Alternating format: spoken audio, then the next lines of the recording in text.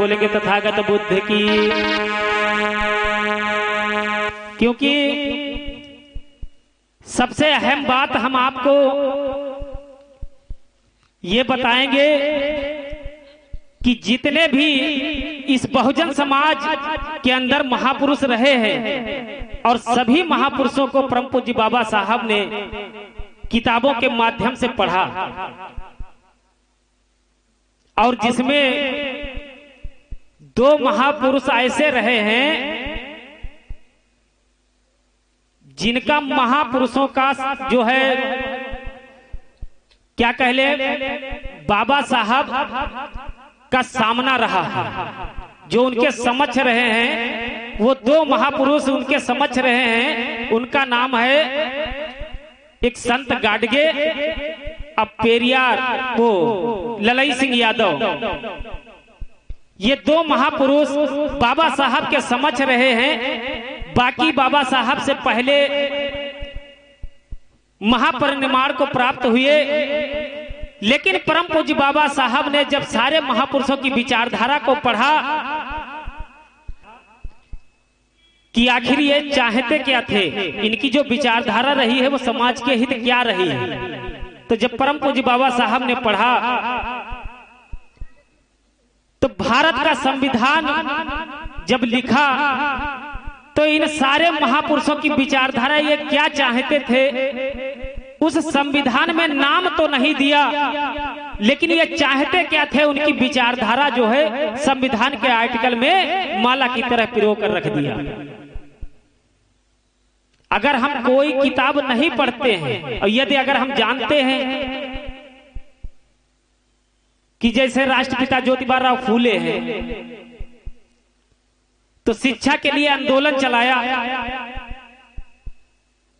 तो इनका नाम तो संविधान के आर्टिकल में नहीं है, लेकिन आर्टिकल जब 45 पढ़ेंगे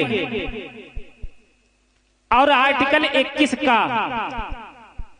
तो राष्ट्रपिता ज्योतिबा राव की विचारधारा जो है इस आर्टिकल में आपको मिल जाएगी। संत शिरोमणि रविदास रहे जिनका संदेश था कि ऐसा चाहूं राज्य में मिले सबन को अन्न और छोट बड़े सब सम बचे, रविदास रहे प्रसन्न। यानी इनकी विचारधारा क्या थी कि समता मूलक समाज बने, किसी में विषमता नहीं होनी चाहिए, कोई छोटा बड़ा नहीं होना चाहिए,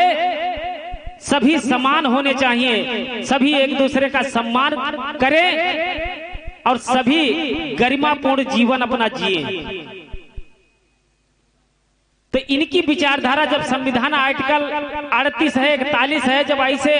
आप जब पढ़ेंगे तो इन महापुरुषों की विचारधारा जो है हर एक अनुच्छेद में लिखी है। तो आइए, परम पूज्य बाबा साहब ने भारत का संविधान बनाया और बना के हम आपको उसी के माध्यम से आज